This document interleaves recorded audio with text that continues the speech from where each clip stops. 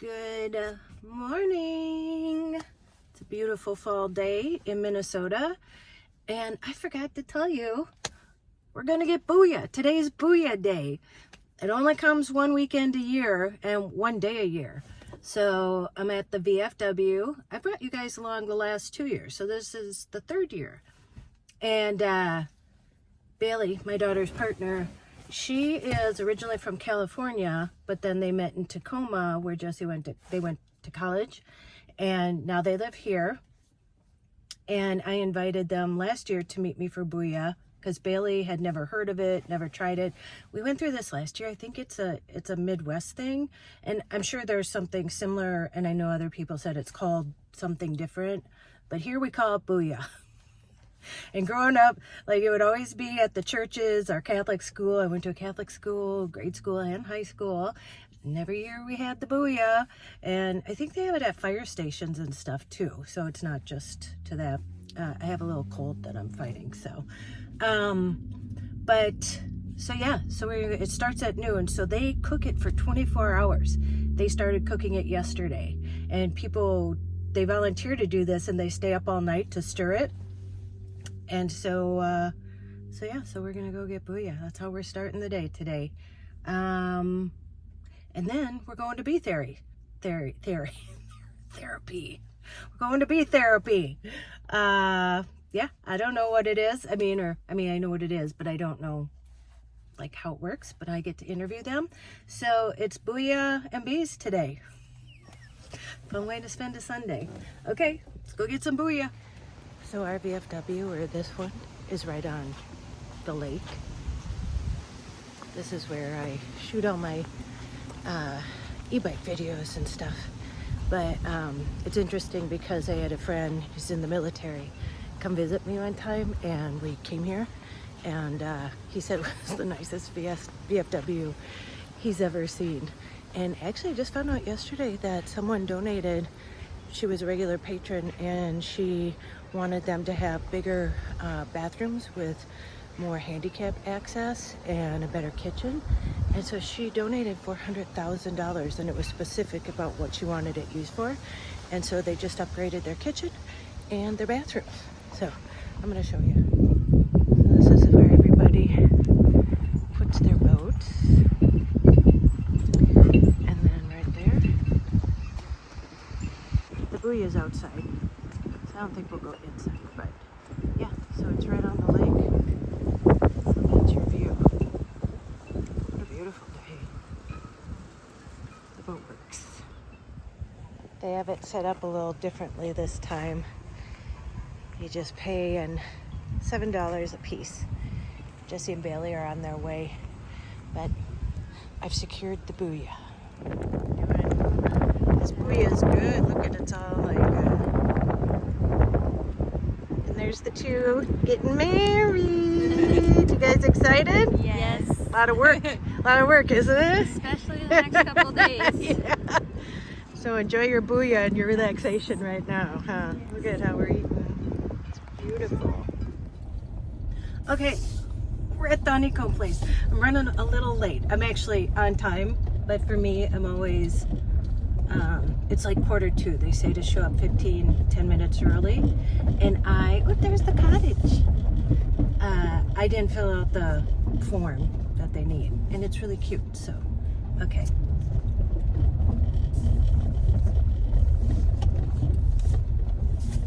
They're waving to me, so they're here. Let's see.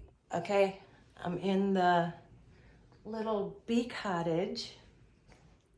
Be kind. Isn't this beautiful? I'm gonna turn this around and show you.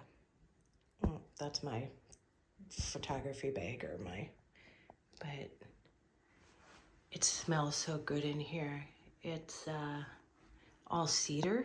Look at how beautiful. And if you're really quiet, I put my ear on there and you can hear all the bees. I'll show you where they come in and out of. But yeah. So it's all cedar. So I'm just starting my session now. So I'm gonna go lay right there and breathe in the pheromones for the bees. So, and then I'm gonna interview them right after this. So we'll learn more.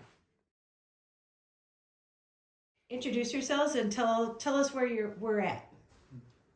I'm Ruth Albee. I'm one of the managers, owners here at the Honeycomb Cottage, Minnesota. The Honeycomb Cottage. We're actually in the Bee Cottage. Is that what you call it? Yeah, or Yeah. Honeycomb Cottage, Yeah. HC Cottage for short. The HC Cottage. Mhm. If we're texting it out. Yeah. And what's your name? My name's Austin Jordan. We are in Stillwater, Minnesota, sitting in the Honeycomb Cottage on our regen homestead. Tell me like how this came to be, because I saw that there's only 4 in the United States. Mm-hmm. And never heard of bee therapy, or all I heard was stinging bees, where they sting you. Yeah. So kind of explain what it is and then how this came about. Okay. So we both work for Functional Patterns, and that helps people with a lot of pain and issues like that. And part of the protocol is getting into what's called grounding or earthing. So people recommend like being barefoot, walking on grass, swimming in ponds, and kind of pulling those electrons into your body. Yep. So we already had the concept of earthing on our radar. And a lot of people in Minnesota, they really struggle with things like seasonal affective disorder, or even just like, being low energy in the winter, struggling to get through that 5 to 6 month stretch of really dark snow. So we started looking into bees, and bees actually vibrate at the same resonance as the earth. They'll call it the Schumann resonance. Really? The same magnetic frequency. So, Never knew. right. So that was like, we started thinking of maybe a strategy to try and help get through the winter and be grounded, connected to the earth through there. So we started doing all this work, like reading books, looking into beekeeping, and I wouldn't say the price is very high, but there's like a lot of barriers to entry, meaning that it's a decent upfront cost. There's a lot of skills and knowledge that go into it, and you're talking about 100,000 bees per hive.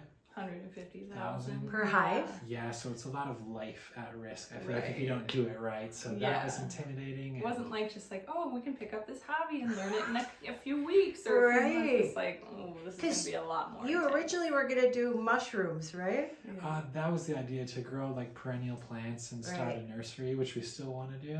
Okay. But one thing we really learned was, that was our concept when we first moved on, is we're going to grow mushrooms, we're going to grow some perennials, maybe trees and shrubs, and try and sell that. But when we stopped imposing what we think we ought to do, and we really just like spent time out here and looked around and kind of let nature unfold naturally, and it became really clear that we should focus on at least something with the bees, which quickly evolved into the Honeycomb Cottage, and then making biochar, making charcoal to use as a soil amendment. Wow. And so you said you get the bees from someone else right now, because this is your first season. Yep. Yeah. So how did that come about? Yeah. So again, back to like trying to do alternative things for health, because I have an autoimmune disorder that affects my heart and my eyes. So Functional Patterns really helped and kind of put, alternative things like the grounding and earthing. So I was looking into that, and our concept of bee therapy at the time was to get like a folding lawn chair and put it by the hive. So when we reached out to the beekeepers, Mike in Bone Lake Apiary in Scandia, as soon as he got out of the car when he came here, because our thoughts were to just like trade him land for him to run the bees and maybe teach us. So that's kind of how we got connected there. And then we could get the honey, Oh, right, yeah. And work out a trade like that. And as soon as this guy got out of the car, he started talking about, oh my gosh, when I was in Romania, I did this form of bee therapy where you actually sleep on top of the hives, or you lay on top of the hives. And it's really popular in that area of Europe, and kind of planted that seed in our heads. At the time, the previous owners of this property, they sold broilers, like chickens as meat birds. And they had a chicken coop that was actually right here. Yeah. And that's what gave him the idea. Right. Like, so you could renovate this chicken coop. And we're like, what's the name of the therapy? Apitherapy. Apitherapy. We don't really know. Yeah.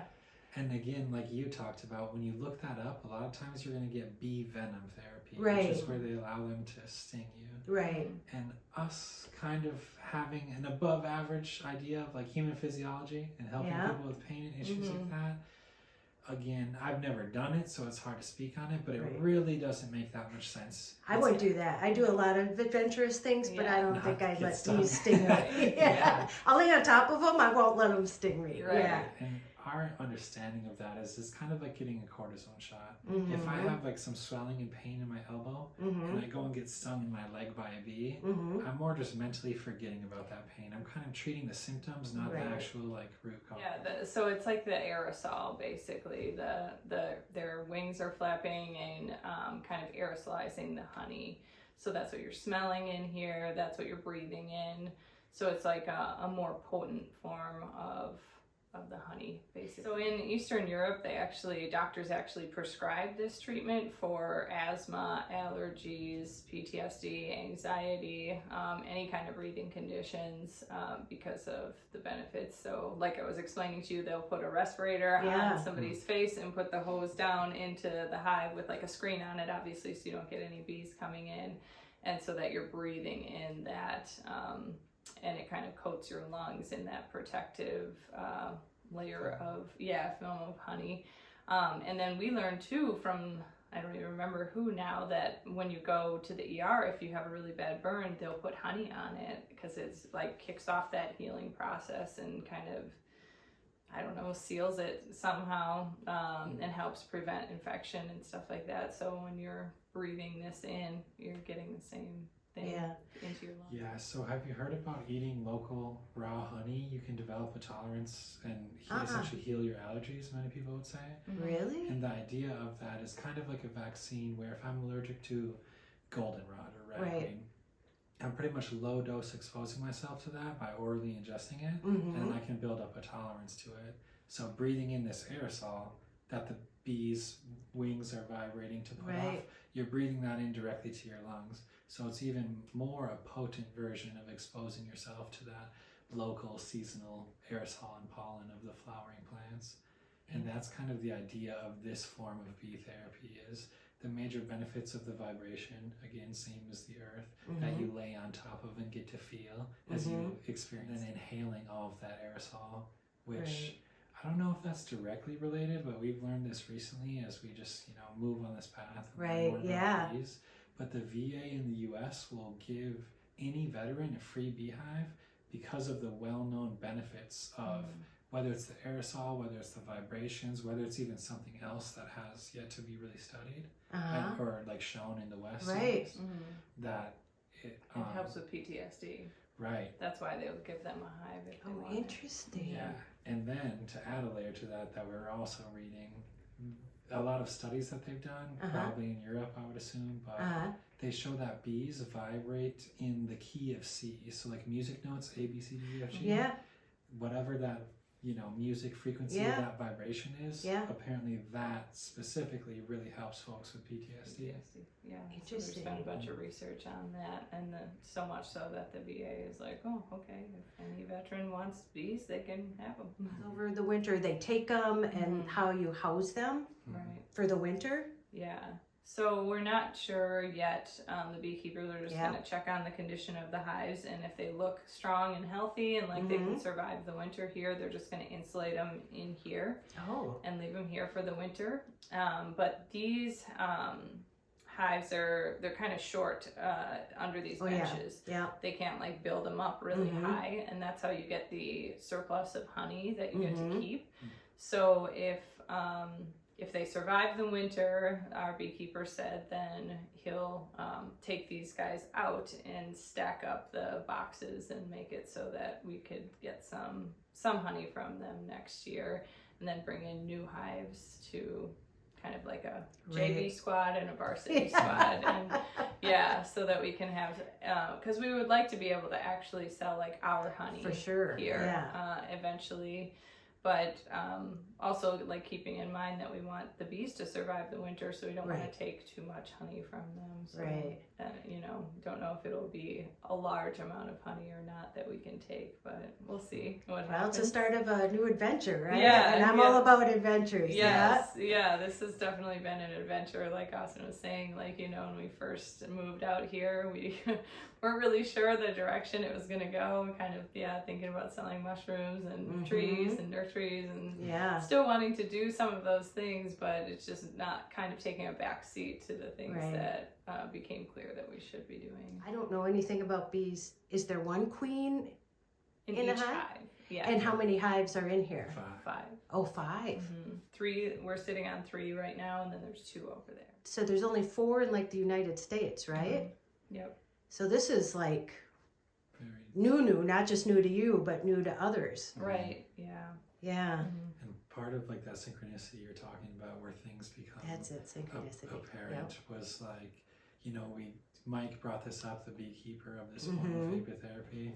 We start Googling it right away, and then we get in contact with folks in Colorado at Capella Ranch, who were some of the first people to do this, and they were unbelievably kind. They FaceTimed us for free, gave us a tour, talked about Answered their all plans. our questions on email. Yeah. They didn't gatekeep. They wanted you to. Yes. Oh, they offered to put us on their website. Yeah, you to know. share with Really? other people. Yeah. Charlie and Carolyn is their names, and they Yeah. run like a hobby farm and do other things with the bee therapy. But yeah, it was incredible how giving and sharing they are of this knowledge. And then Joel Lance up in the UP, he does this not as a business, just as a hobby. He just really likes it. And so if people find him on YouTube or find his website and are in the area, he's just like, come on in and take a nap and hang out. And he doesn't charge or anything. He just, He has a whole plan of how he built his too. He documented it because he was the first guy in the U.S. to build one. And he was telling us stories of how he was like talking with, I think, this woman in Russia. And they didn't even speak the same language. Right. So But he's like speaking in math. Yeah, the universal language. Yeah. Speaking bee? And, you know, he was able to figure it out and, you know, had the carpentry skills, the beekeeping skills, because he's also a very experienced beekeeper and was able to put that together. And another vision we have for this now, transitioning into the winter, whether we do keep the bees in here or not, eventually we'd like to figure that out just to keep that energy in here. But we actually want to open this up to, in our in talks with a few different people, but have like music teachers, have talk therapy folks, have singing lessons, or you know, Reiki energy, massage therapy, and be able to offer this. Yeah, so we have like single sessions, like one person can come for select amounts of time, however long you want, and then 2 people, and then we just have like a small group option, so anywhere from 3 to 7 people if you wanted to come for however long. Honeycomb Cottage, Minnesota, and it's honeycombcottagemn.com. You can email us at honeycombcottagemn@gmail.com. We also have an Instagram and a Facebook under the same name. So, and then we're thinking about, you know, getting a YouTube, a TikTok. And I told them, start a YouTube. Start just putting out more content there, and so more people can find them. So here's where the bees come out. Oh, I just saw a little. Yeah, did you see him? I got him. I think it was a mouse. It looked pretty big. Yeah, I did. So I used to be afraid of bees, and I'd try and kill them. And now every time I see a bee, I'm like, "Ooh, get out of the van." I try and just push it out. Look at how beautiful this is. Wow. This is a soil amendment. There's a lot of like heavy, hard science behind biochar. It comes from terra preta soils, which is somewhere in South America where this was discovered. That indigenous tribes were using this as a soil amendment. Yeah. Again, there's a lot of like strong science behind it. Yeah. If you want that, check out the MNBI, the Minnesota Biochar Initiative. But the 2 fast facts, all you need to know about biochar. As soon as I learned this, I was completely sold. So most people, to mulch their trees or their plantings, their annuals, they'll use like wood chip mulch or manure and things like that. And that's going to break down in 3 to 5 years. And I think it's like 95 or 98% of the carbon just gets released into the environment. Wow. Which is like the issue with Right. climate crisis type things, is releasing carbon. Right. You want to sequester carbon and hold it in the soils. Right. So all that stuff, I have to fill a wheelbarrow. I work every 3 to 5 years to mulch my beautiful trees and plants. Yeah. biochar lasts in the soil for a minimum of 1,000 to 3,000 years. The idea. Well, you won't be hauling another Booya Bee Exactly. after that. And Yeah. it'll outlive me. One time. Yeah, and the idea is that it kind of mimics a Forest fire. forest fire. You know how Wow. indigenous peoples would have been managing Yep. large landscapes. Yep. And then the other fast fact on biochar, which is all I need to know, was about its water holding capacity. 1 gram of biochar holds the water that a whole entire football field of grass would hold. Just 1 gram. That much water. My gosh. We're finding out really scientific stuff here. I mean, it's mind blowing.